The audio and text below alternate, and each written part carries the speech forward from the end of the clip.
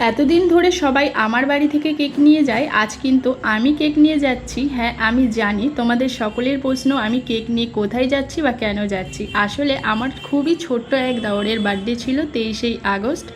যাওয়ার কথা ছিল বিকালবেলা, কিন্তু অনেকটাই লেট হয়ে গিয়েছিল, কারণ আরও কয়েকটা কেকের অর্ডার ছিল, যার জন্য তো সবাই মিলে বেরিয়ে পড়লাম বার্থডে বয়ের বাড়িতে।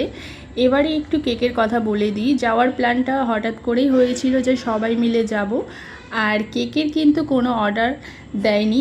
আমি কিন্তু যবে থেকে কেক বানানো শিখেছি তবে থেকে কিন্তু আমি সবার বার্থডেতে একটা করে কেক গিফট করি। এই কেকটা কিন্তু অনেকগুলো কালার দিয়ে বানানো হয়েছে, সিম্পলের মধ্যে খুব সুন্দর একটা ডিজাইন।